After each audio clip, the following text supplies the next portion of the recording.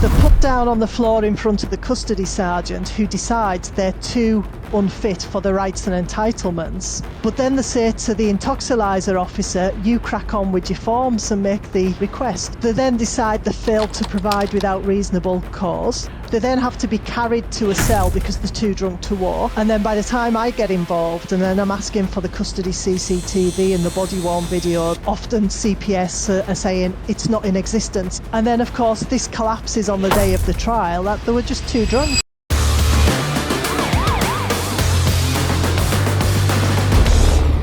Welcome to the Pocket Sergeant podcast, where the stories behind the uniform get the voice they deserve. Today's guest is one of the UK's top experts on police custody and safer detention.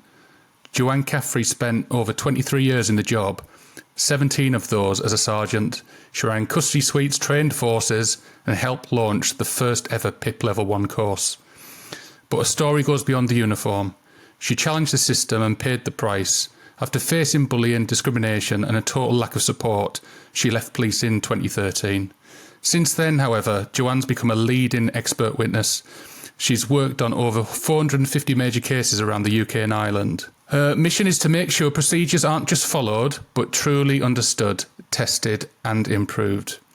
Whether it's use of force, ligature deaths or custody footage, she explores what went wrong and why. She's an author, a trainer, a national speaker, and still fighting to make things better. Joanne Caffrey, welcome to the podcast. Thank you.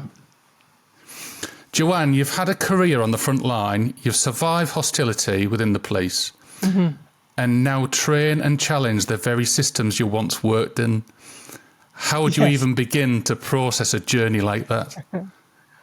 I don't know. It sort of just happened. It was very much organic, and I suppose it goes back to the early 90s when, I joined the police in 1990, then became custody sergeant in 1997, and just realised the horror of becoming a full-time custody sergeant and how little training you ever received those days. And you were just dumped in there, and it was always seen as the poor relative. And we didn't even have a desk to type the charges at. You had to stand by a Bisley cabinet with the typewriter on top, typing like this. Yeah. So it was just, you're dealing in custody with such a lot of vulnerable people who multiple officers maybe bring them in because of all the violence and the issues around, and then they pretty much dump them. And you were left then as the custody sergeant on your own in a cell block with this vulnerable person as well as multiple others, and very little support and knowledge to deal with it. So I think that was the start of my journey to challenging things, of thinking this is wrong. So let's rewind a little bit then. So we've touched on a little bit the stuff around custody. But you joined policing over 2 decades ago. What kind of officer did you set out to be when you first joined? So it was 1990 when I joined, and I was 19 years old, absolutely green. Oh, wow. So really young as well. Yeah. And I joined for life, as, virtually everyone those days were all saying they're here for the 30 years, no intention of ever going anywhere else. And I'd spent my childhood watching Cagney and Lacey, Starsky and Hutch and The Bill, and I just wanted to be a cop who was always challenge and defend the weak and vulnerable, and catch the baddies. And my aspiration was to be a sergeant, and I always wanted to be a station sergeant. This, an age, the 30 years age, as this, long-term matriarch of the police station, and still fighting the fight and doing the right thing. And that's what I sort of envisaged my police career being. And then you actually led the development of the UK's first PIP Level 1 training as well. That in itself is a massive achievement. Can you tell people a bit about the PIP Level 1 and what it is, in case they're not familiar with it? Yeah, so PIP stands for Professionalising Investigation Programme. And we now have several different layers of PIP. And if we go back in time to 2003, I had already obtained my police law instructor's qualifications, and I'd also gotten the civilian certificate of further education certificates as well alongside of that. The Cumbria police who I was with had been slated in relation to detection rates, and they wanted to do something about that. PIP was on the horizon as a concept, but nothing had been created. And there was myself and a detective inspector brought together, just us two, to create the level 1 PIP. So we created a 5-day investigative course for the masses, so constables, uniformed constables and uniformed sergeants for the volume crime. We took roughly half of the police, put them through this 5-day course, and then we compared the detection rates from the year before to the year following the training, in comparison then to the officers who hadn't done it. And so the independent people who did the analysis, they came up with the result on average. Those who had gone through the training had a detection increase of 49%. Oh, wow. So that's a huge impact then. And for those who are watching that perhaps don't know what detection rate is, correct me if I'm wrong, it's at the point where a person's charged or dealt with by means of caution. Yeah, so it's basically, it's demonstrated or proved to the standard that they committed the crime, and it's been cleared up one way or another through Home Office statistics, as in they go to court, they get a caution, or it's taken into consideration with other offences, but there's a clear up at the end of it. There's a name of the offender allocated to having committed the crime. Okay, great. You'd mentioned about Cumbria Police, and I think you were head of training there, and you're responsible for custody, use of force and first aid. Yes. What would you say were the key issues you saw then that are perhaps still present now? I think when I became head of the specialist training team, we'd just gone through a major change from all the trainers being police officers to, I think it was something like 8 of the trainers that I was supervising were civilians. So they were brought in from different backgrounds, put through various courses just to learn the tactics or the information for the course they were being allocated to. But it was the lack of context then in relation. So they were teaching, for example, use of force. They knew the technique, but then putting that into context to the police officers meant then that I was heavily involved with all of the training to give the context. And I still find a lot now, I refer to it as teaching in silos, where you'll get people who are very knowledgeable on their strand, but then when they're teaching it, it's taught just in that strand and it's not put across in the context of everything else, and then looking at, well, we've got to balance that with this and that with that and bringing this in. So I find then in a lot of the cases I'm dealing with, when officers are then being, for example, cross-examined in the box or investigated by professional standards, they're just talking about issues in these silos rather than being able to talk about the variety and bringing in all the different context. So I think for me, the issue is context. Okay. You've got to put the context behind everything. Okay. You talked about, again, very briefly, about having to use typewriters in custody and stuff rather than on a computer as it would be now. So that was some time ago. During that time, how was it different for women in policing compared to what it is today? Oh, yeah. So when I joined in 1990, well, for one, we weren't allowed to wear trousers in daylight hours. You could only wear them on a night shift in inclement weather. And then there was always the debate about, well, what level of rain makes it inclement? Oh. You know, our truncheon was like this big, but we used to call it a toothpick because it was so tiny. The men's truncheon was about that, and the ladies was that. So but for the first 4 years, what was the purpose around having a smaller truncheon? Is that the perception that you couldn't carry a larger one? Probably. I know some of the. I remember once this chief superintendent saying to me that we couldn't have a longer truncheon in case the men that we were arresting took it off us and then attacked us with it. Oh, so, that's crazy. And, yeah. So, and then people used to say to you straight off, what do you want to do when you're out of your 2-year probation? And before I could ever get a word out of my mouth, they used to start saying, well, we've already got a woman on CID, so you can't go there. We've got a woman on traffic, so you can't go there. We've got a woman on task force, so you can't go there. And then they'd be saying, so where do you want to go? Where do you see yourselves going? And I was thinking, well, I don't know. I quite fancied task force, but then they were saying, well, you can't go on there. What's quite ironic, really, is like when you look at response, that has got to be one of the most difficult roles within the police, yet they're not letting you go specialise in anything. Yeah, I mean, we used to even be shared out on the shifts, which, sounds crazy now, but I knew that I was the second female on my shift as a constable. But when I went on to that shift, one of the other women had to leave and go elsewhere.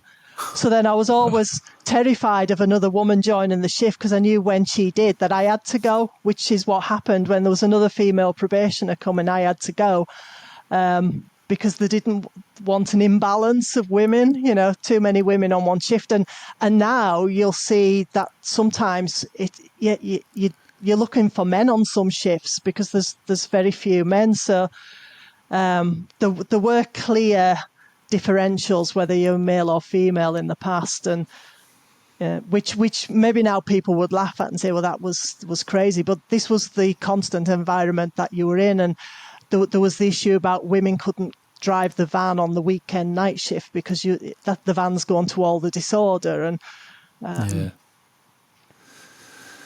But Wow. then you were judged on your arrest rate. So then you'd be thinking, well, as the female constable being assessed by my male peers, they're getting more opportunities to get to the disorder that I'm not. So, but I'm being judged to the same arrest rates. And wow, it's incredible. It's incredible how things have changed. Because I can't remember, honestly, I can't remember any time in my 8.5 years service where I witnessed any sort of discrimination like that. And I think they were quite even as well by the time I left the shifts. Yeah. So around 50-50 in terms of male and female. That blows my mind about the truncheon thing as well. Yeah, it was 1994 before I even got the little truncheon. So for the first 3-4 years, the only thing I had was a handbag and a set of handcuffs. That was it. You had a handbag?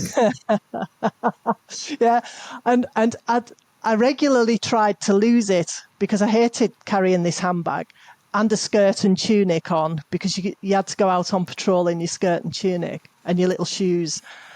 And I used to carry the handbag pretty much empty, and I used to throw it away. What should have been in it? Is it like the equivalent of a hold all now, would you say? Or what should you have been carrying in it? Well, I used to think that myself. I don't know what, because my pocket notebook was inside my shirt pocket, and then my pens and that were there. And I was thinking my handcuffs were down the front of my skirt, tucked into my knickers, because there was no suitable, holder for them. So you would have one cuff hanging over the front of your skirt and the other down the front, down inside, and tucked into your tights or knickers. Did you ever use the bag for anything else other than carrying stuff around in? I know you didn't enjoy carrying it, but did you ever? I used to leave it. You didn't have a truncheon. No. So I suppose on the night shift you would put your torch in it. That would be about it. Or if you smoked, you'd have your cigarettes and that in it. So. That's brilliant. Do you still have it? The bag? No, no. I wish I did now, just for the memory lane, but no. Oh, that's brilliant. And then in 2012, you won the British Women in Policing Award for Excellence. Yes. But shortly after, you were removed from your role and then sent to work in a post room. What happened? Yeah. It was just an accumulation of issues where one particular senior officer didn't like the fact I had then been awarded the British Association of Women in Policing Award. And I was deemed to be too big for my boots and needed knocked down a peg or two. And this little campaign began. And so I tried to fight it from inside. I tried to go through the channels, PSD, the Federation, and just found I wasn't getting the support. And I decided at that point, I was like 43-year-old. I wasn't going to tolerate this anymore. It was the final straw. And so I left and I decided to tackle it from external instead, because I knew what was happening was completely wrong. And I took the force to employment tribunal and I won. But it wasn't about the money or anything. It was about demonstrating that how I'd been dealt with was wrong at every level. The officer himself who was orchestrating this thing, the lack of support, PSD's view on it, the Federation's view on it.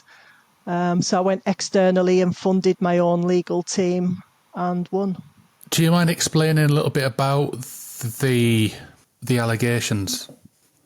Well, it was just. It was just. I mean, I don't want to go into it too much on this time, but it was just then that it was allegations made which were untrue. Yeah.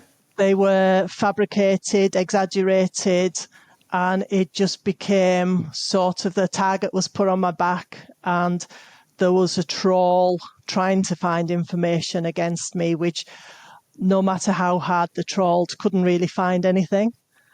And what they did throw at me was demonstrated in the tribunal to be wrong. And I think, again, without going into that detail, I think there's a lot of police officers today that would be able to resonate with exactly what you've said there without even going into it any more detail, because for me, it still goes on today. Yeah, and I think that's one of the things, whether I'm working now with the Police Federation in the defence of police officers, or whether I'm working, in the criminal side and the prosecution, disclosure and getting to the truth is the core issue, because people, whether it's a member of the public or a police officer, if you're accused of something that you haven't done, the impact that can have on that person's life thereafter, and the support or lack of support, and at the end of the day, being true, it's all about the truth and disclosing those facts. So even if that information is against the prosecution's concept, it still needs to be given to that person. And there's many a PC who's been on the wrong end of a complaint, who suddenly feel or think, what on earth is happening? Because the whole world just seems to go out of control. And why is nobody believing them when they're saying this is wrong? Yeah, and the lack of justice and fairness. And I think it's fair to say that had a big impact on your mental health. It has a massive impact on current police officers' mental health. What did this do to your confidence at the time? Oh, absolutely shattered it, because you start then thinking, you can see things really clear. And you start thinking, well, that person or that person or that group are going to do this next. And then it happens and you're thinking, am I a mind read? This seems so obvious. But then you can't believe it's happening. And when you're telling people who are in other positions of power who can assist, and you're trying to tell them that this is what's happening, that they're discounted or don't believe it, or believe that the process will find the truth. But of course, many a time it doesn't, because it's hard if you're a person lacking the power and you're lacking, you're just there on your own or with very little support. It's really hard to get your point of view over, and then plus the impact then on the person's home life. You know, you often hear about people's relationships, the breakdown, because of all the issues, stress about the worry, you know, for their occupation, the careers, the mortgage, you know, there's so many other issues going on. And mud sticks, you know, people will say, you know, no smoke without fire. So even if the person is cleared of those allegations, they're always still hanging there of some people thinking, well, you know, no smoke without fire, maybe they did. Yeah, and that's a really important point. You did quite a long time in the police, so you must have, whilst there was these things that happened eventually, which caused you to eventually leave, which we'll talk about shortly, you must have some memorable, funny or outrageous stories from your time in policing. Yeah, I mean, overall, I absolutely loved being a police officer, and I would have been there for my full 30 years, and I probably would have been hanging on even at the end, not wanting to go, because on the whole, I absolutely loved every moment of it. I've met some amazing people inside the job and outside the job, but I also met some not nice people inside and outside of the job. But, you know, funny things which in old money, when I was young, things that were regular were the tricks that your shift would play, especially if you were new, you know, which nowadays will probably get the person sacked. But you know, my first week on my own on night shift, because we weren't allowed to drive a car for the first few months neither. You had to walk every single beat. And so I was offered a lift inside the van to have a sit. It was the old transits with the wooden benches, and I was offered a lift. So I get in the van. Next thing, the van pulls over, and I get thrown out of the van at the end of it's the border between our policing division and the next policing division.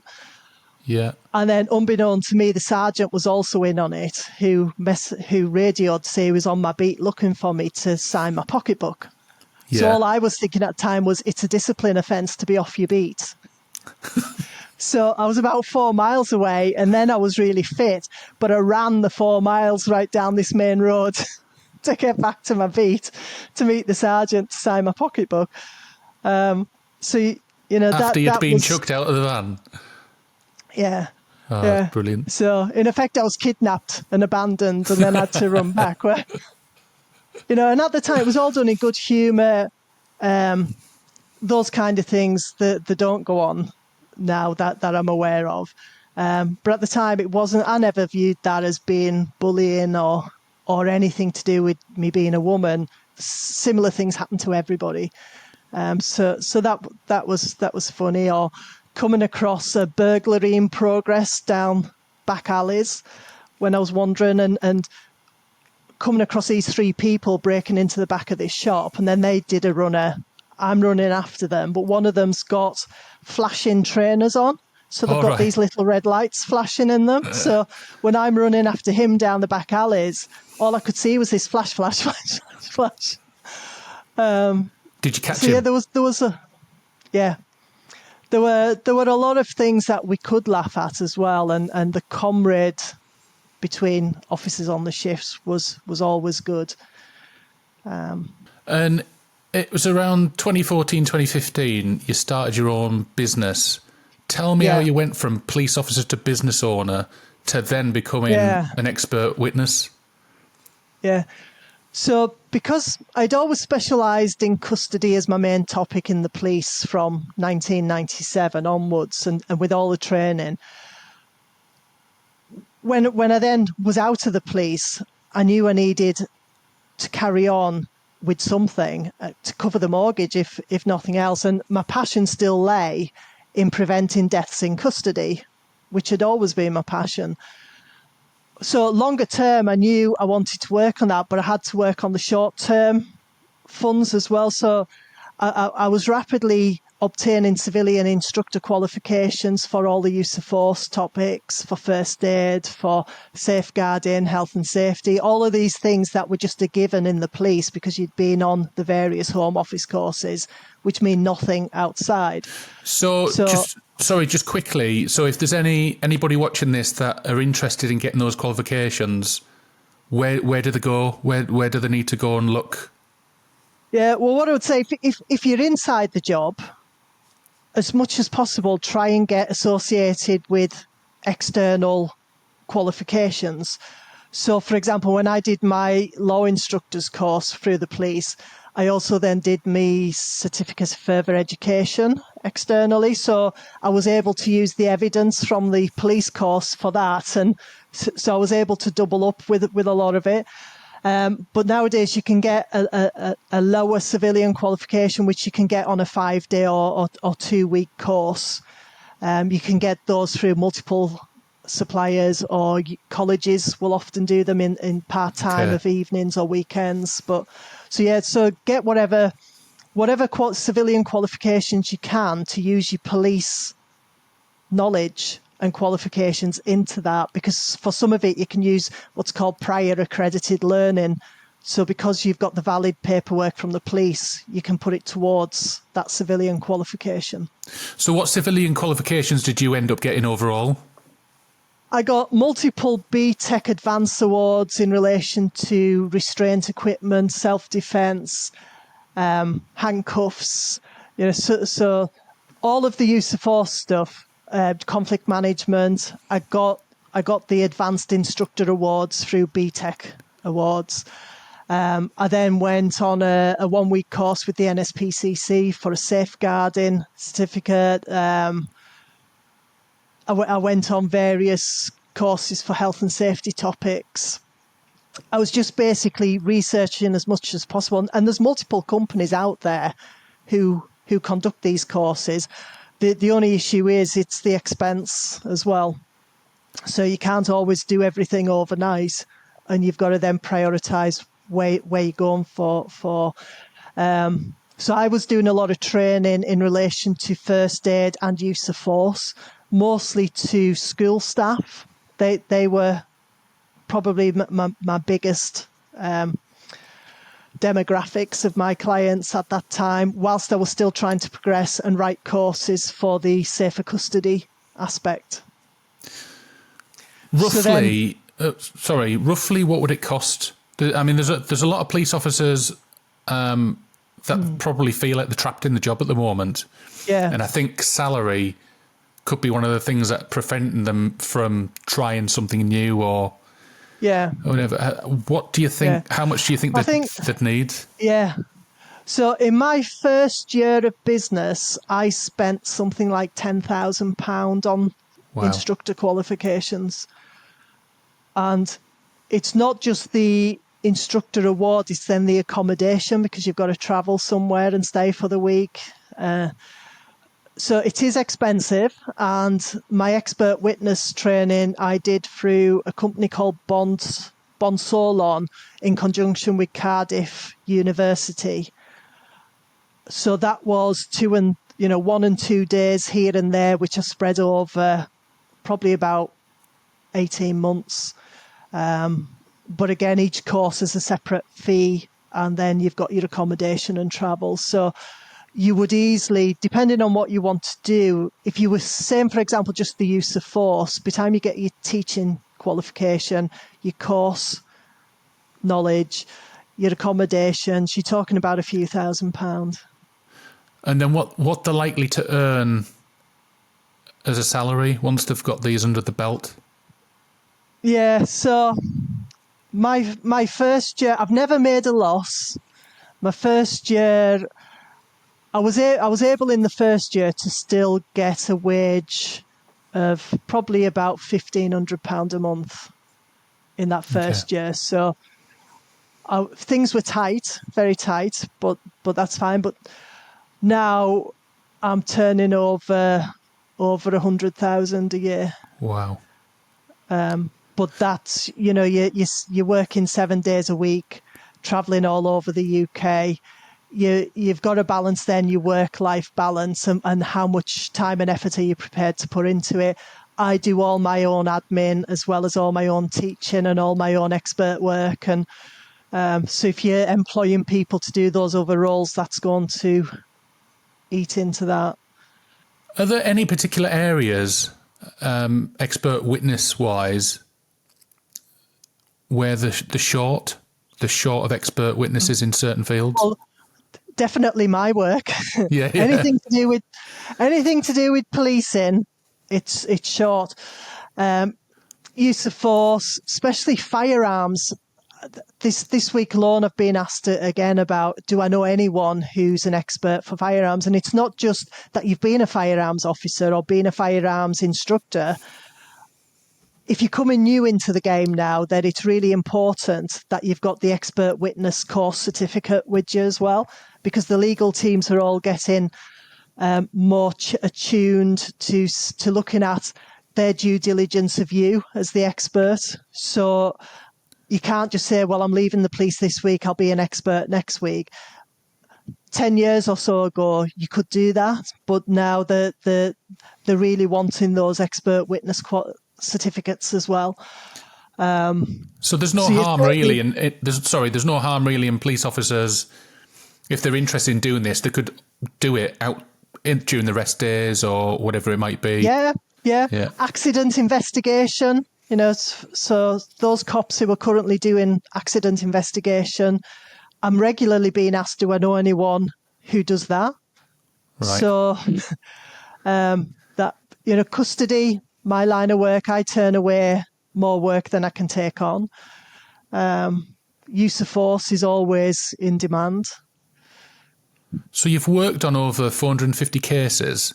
Yeah. That's a staggering amount of work when you think about it. What do you tend to get called in to do? It depends. The majority of my time, deaths in custody takes up probably the majority of my time. And custody starts from the point of arrest. So any deaths during restraint at the arrest scene or in the custody cell block, because you can look at some of those cases, I can spend anything between 50 and 100 hours on that work because there's so much CCTV to go through, body-worn video, all the statements, then write your report. Drug drivers that I deal with, that's probably about 10 hours for a report. Ligature deaths. So I've had about 22 ligature deaths. They average around 30 to 40 hours for one of those cases. Use of force cases, again, we're looking at maybe around between 15 and 25 hours for one of those cases. So when you talk about ligature deaths, what is it that you've got to do? So someone, for example, has died. Predominantly now, the ligature deaths don't occur in police custody because certainly since 2006, with all the safer custody brought in and changes within the estate, they don't seem to happen anymore in police custody. But we've got ligature deaths in the mental health settings and the prison settings. And so, but again, there's not many people who have got the experience in ligature training and ligature cases to be able to be the expert witness in them. So I do get, there's only one of my cases has involved the police setting, the rest have all been mental health units or prison. And it's looking then at, could the organisation have done more to identify there was a ligature point? Why did the person have the ligature item? Was that within the policy that they could have had that? And then levels of observation, because in the police, when you're talking about the 4 levels of observations in custody, they're all replicated in the other sectors as well. Mental health and prisons all come under the safe custody umbrella for the UK. So they've all got levels of observation, they've all got care plans, they've all got ligature prevention policies, so it's comparable across them. We touched earlier on disclosure. Can you give me some examples of the most shocking things that you've perhaps experienced when evidence gathering for cases and disclosure? Yeah. I mean, disclosure is a constant whether I'm working on police officer defence or whether it's prosecution or whether it's member of the public defence, the amount of things that isn't disclosed. Key one is custody CCTV just never even makes the disclosure schedule to say it's there. And then by the time I get involved and then I'm asking for the custody CCTV and the body-worn video, then often CPS are saying it's not in existence, it never was, or it's been deleted, or a case recently, all of the case, I went through all of the written paperwork and then I sat and watched the footage that I did have. And there was a key issue of a member of the public approaches a police officer and says, that person that you've got there, that you've arrested, it wasn't him. I seen, as soon as this crash happened, I came straight to my window, I seen who got out of the driver's seat, gave the description, said I've rung it in already on 999. This person then ran off that way. That person got out of the passenger seat. That doesn't appear in any of the prosecution case. Right. And it doesn't appear on any of the schedules. But it's critical information. Yeah. And so, even then when we're looking at police officers who might be getting dealt with by the IOPC or professional standards, have they at any point actually approached a use of force trainer for the training department for a report in relation to what they think of the use of force? And sometimes it turns out that there has been a report obtained from a use of force person which agrees with what the officer did. But then that officer and their defence team don't know that report's in existence because it's not been disclosed that they ever got it. So, when we think about... So what's the answer? What is the answer? Well, the rules are quite clear in relation to disclosure, whether it... for the prosecutor who's gathering the information, whether that information points to their prosecution case or points to the defence case, they're supposed to disclose it and they're supposed to list it. Yet, time and time again, I see it's not. And that's not a fair. It's not a fair system. It's going against what the rules are, and it's not fair. If the information is there, it needs to be disclosed so that the defence have their fair chance as well to build their defence. So, moving on to the various cases then, I know you've been approached by both prosecution and defence previously. Yeah, so we're roughly an equal split between the two. I know some experts will only work with one or the other. And I won't. I try to ensure that I'm as impartial as I can. And the truth's the truth. I don't want to be earmarked as a prosecution expert or a defence expert. The whole idea of the expert witness is to be neutral and to give the truth to the court. So sometimes that means my reports aren't used by whoever's engaged me for that report. But I do work pretty much an equal split between prosecution and defence. Okay. When, for people that aren't aware, when does a court case generally hear expert evidence? So usually the expert comes in at the very end of the trial. So all the witnesses will go first. But you have to get consent from the court to actually use the expert. So you can't just say, for example, the prosecution or the defence say, we found this expert and we're going to bring them to court. You've got to get consent. Even if they found me and got my report, they've still got to get consent from the judge or the district judge to actually use me. And sometimes then that's the next barrier, that the judge or district judge will say, no, the court isn't going to hear from that witness, or the jury are not going to hear from that witness. So the decision makers can have an impact on what evidence actually gets into the courtroom. But if a court doesn't hear from the expert witness, how do you think that could affect the court case itself? I think it can be critical, because then you're not hearing what should be a fair and balanced viewpoint pulling in all the different information, because you'll get one party saying, well, this is what we wanted and what should have happened, and another party saying, well, this is what I did. And hopefully the expert pulls all this together and then looks at reasonable tactical options of what was available, what could have happened, the pros and cons of each. What was the training behind this? Because it's, you can say, well, it says in this manual the officer should do this, but then somebody needs to come forward and say, well, it might say that in that manual, but where's the training records to say that officer was ever told that? So I think that the benefit of experts can help cases to swing one way or the other, but it can also give the jury additional information for them to make a more informed decision. Okay. Just going back to police custody, you've written a book on drink driving and police custody. Yes. What made you want to document your experience? Okay. So, well, the book. So I produced this in 2023. Closer to the camera. Yeah. There we go. Yeah. Drink driving, police custody procedures, safer custody, safer prosecutions. Yes.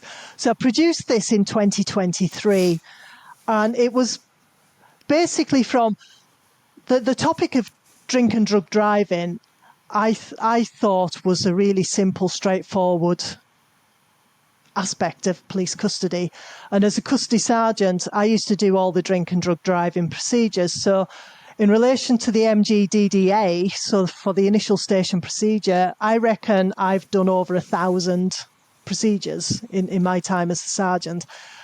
I also taught others how to do it. And but now I was going to court and I was just seeing basic errors, but not just with, you've got the procedure, the intoxilizer procedure, and you've got the custody procedure. Both of them have to be right for it to succeed. Can you give us some examples?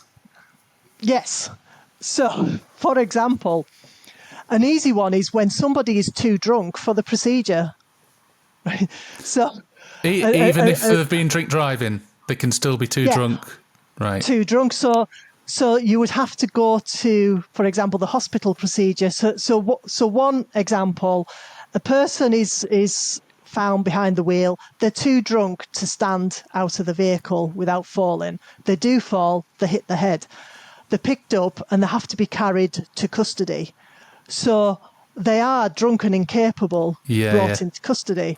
They're put down on the floor in front of the custody sergeant, who decides they're too unfit for the rights and entitlements. But then they say to the intoxilizer officer, you crack on with your forms and make the request. So the officer then, while this person is in a heap on the floor, starts reading out the requirement. They then decide they failed to provide without reasonable cause, reasonable excuse. They then have to be carried to a cell because they're too drunk to walk. And then, of course, this collapses on the day of the trial, that they were just too drunk. What should have happened is they go to hospital, the hospital procedure happens, the blood sample is obtained. Then when they're sober, they're given the statutory option to consent or not to the blood being tested. Then it's either proof they were over the limit or proof that they failed to provide without reasonable excuse. And it's just basic little things like that where you think, why is this happening? Give us a couple more. Give us a couple more prime examples. All right. So at the procedure, at the breath, the subject is saying, I can't blow any harder because I've got lung issues. And the officer's saying, no, blow again, blow as hard as you can, blow, and they're going, I can't, I've got lung injury. Then there's a question to ask, why have you, is there any medical reason or other reason that you've been unable to provide? So then when the person starts saying, well, I've got lungs, they go, no, what's diagnosed? What diagnosed condition have you got? And the officer's then just discounting an issue and saying, well, you failed to provide. But you know why, don't you? because there are so many, and I've had it myself, there's so many prisoners who are brought in for drink drive that suddenly they decide they're breathless, they can't do it, and they are trying to make excuses as to why they can't do it. So where's that line? Well, this is then why you've got the embedded HCP service. So what the law requires the officer to do is you either accept the medical reason or you doubt it, but you can't dismiss it. You accept it or doubt it. If you accept it, you proceed to the blood procedure. If you doubt it, you call the HCP. So they should be embedded in the unit. They then need to come to see the person. They then provide either a medical justification to say, yes, there is a problem with the lungs, so we'll go to blood, or they say there's no problem with the lungs, so it's either provide the breath or you fail to provide. But and I hear sometimes from the sergeant saying, well, the HCPs are busy, but it doesn't matter if the HCPs are busy. There's a process there, and the HCP service is typically a profit and loss provider providing the HCP service. So if the demand then is too high, the HCP service needs to put extra HCPs available. But the more the police reduce the volume for the HCP because they want to be nice to the HCP, they're just in effect damaging the prosecution aspect of things because they're not using the HCP for what was their original purpose. Okay. What about then somebody's brought into custody for a drink drive, he's booked in and everything, doesn't disclose any mental health or physical health conditions to the custody sergeant, taken through the intoxilizer, and then suddenly they come out with a list of things that are wrong with them, and whoa. Yeah. So then, I mean, that one wouldn't be as clear cut because the police can only act on what they know. So if the person right at the start says, you know, I'm suffering with mental ill health, I'm diagnosed with depression, I'm on this kind of medication, and they list the medication off, there's clear issues then to think, well, the person's vulnerable. So then you've got section 1. PACE code C 1.4, vulnerable person. So then do you need to consider adaptations to the explanations? Do you need to consider appropriate adults? Now, you don't delay the procedure for an appropriate adult to come, but you might have to consider how do you get the statutory warning explained to them. One recently, the guy, he speaks very little English. English is not his first language. And the officers are going over and over the question to try and get him to understand what they're saying. And the issue there is then, well, they should have just rung the interpreter service. Yeah, and got the translator. So they've gone through this whole procedure, taking forever trying to reword and word the questions. And then the officer actually explains them wrong in a couple of times.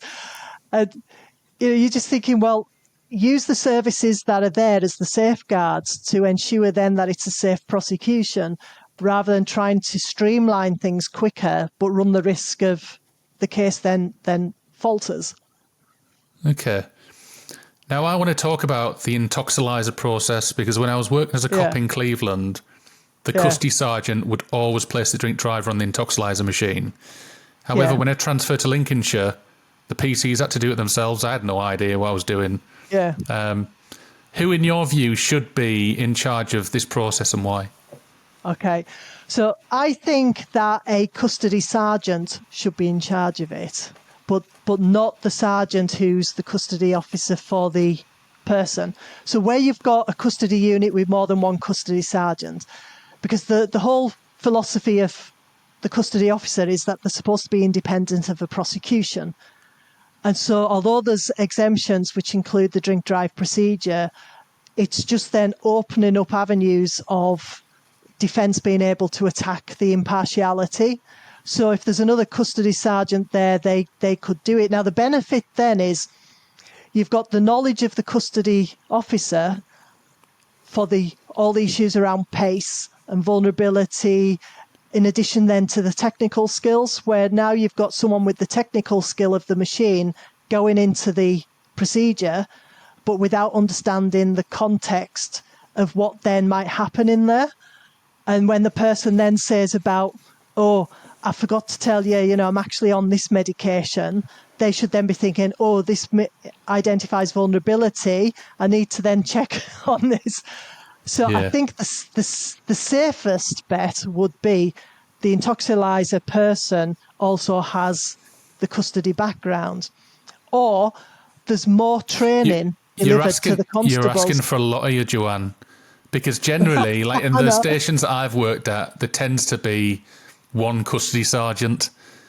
You tend not to have any other. You might have a pace inspector or kicking around, but you tend to only have one custody sergeant, which is perhaps why in some forces the PCs are left to do it.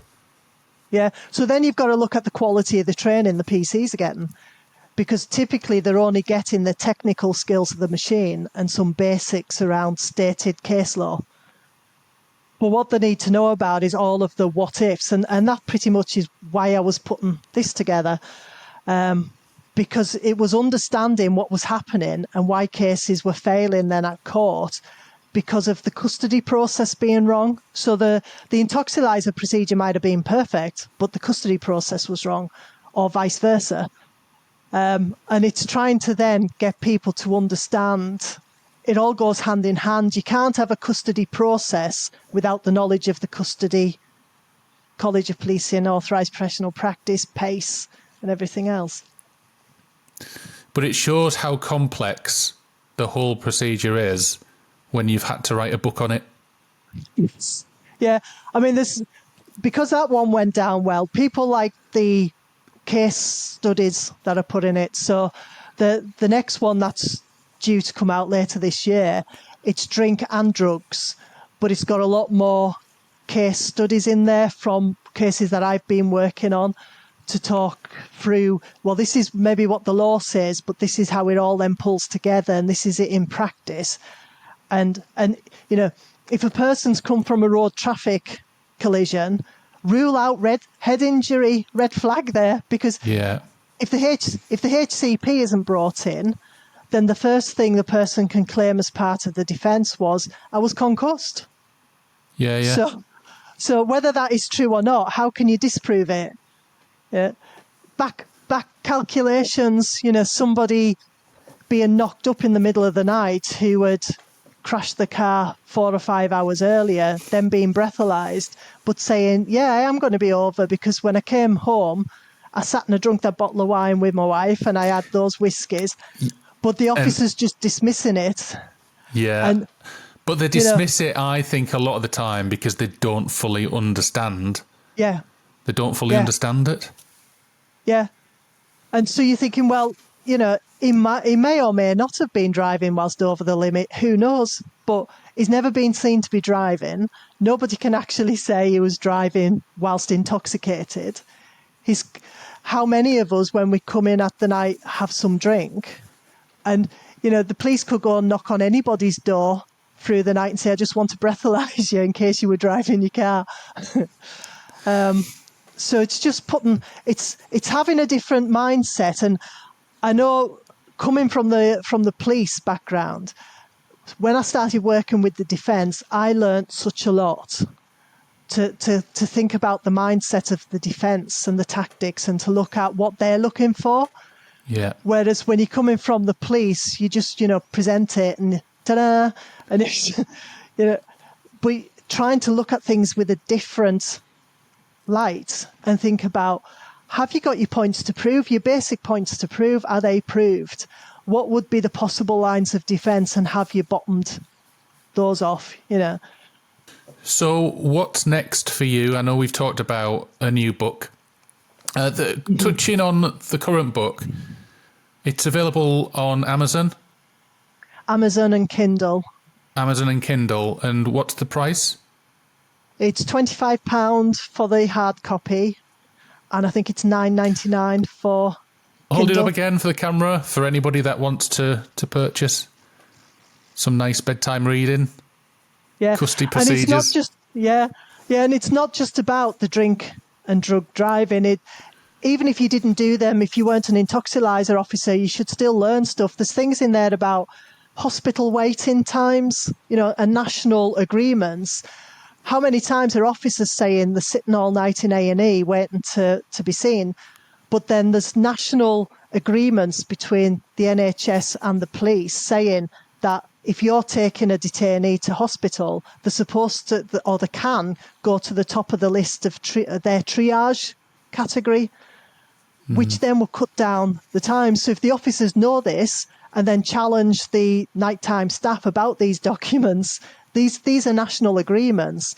If you've took someone for a mental health assessment, that's supposed to happen within an hour. So if you know what the agreements are saying, and it's not happening, then you need to raise it internally up through the management teams to say this is an issue. These are the documents which are in agreement and are not happening. Okay. When do you say the new book's coming out? It's just a way for proofing now. So Is it it'll be probably. Is it more of a second edition to this one? It's the second edition, yes. Once the new book's out, this will be taken offline, Okay. because there's a good double the amount of information in the new one. A lot more case studies, but it's the updated version of this. It's a way for proofing at the minute, which then there's a lead-in time. It's about 12 weeks for publication. Okay. And you've got training. Yes, yeah. Tell us about the training things you offer. So I do the ligature training, but I do the drink and drug drive training. I've got a 1-day course which is accredited through CPD UK, and I've got some police forces interested in looking at that as a CPD day for those who are already delivering the intoxilizer process. I've also got a 20-hour drink, drug, drive course, which is hopefully coming live later this year. And that's accredited as a level 2 course on the national framework. And that's for someone from scratch, basically around the theory. So it'll cover the theory of the machines, but you would still need your in-house instruction for the machines. So that's the suitable for legal teams to do, the suitable for custody staff, police officers who are doing the intoxilizer, anyone with an interest really, but that sounds really good. They are there. Yeah. It's to try and give that extra knowledge that I'm seeing isn't there and putting things together. Yeah, which is great. And I'm sure we'll have a chat soon as well to see if there's any sort of collaboration there as well with the Pocket Sergeant and yourself. What we'll do as well is we'll link back to your book and website and everything else once the podcast go live, so that if anybody needs to find you, they know exactly where you're going. Okay. Where they're going, and you're on LinkedIn as well, aren't you? Yes, I am. Perfect. Well, thank you so much for coming on the podcast today. And as a thank you, as with every guest, I'm going to send you out one of these new podcast mugs. Thank you. All right. Well, thanks very much for coming on today, Joanne.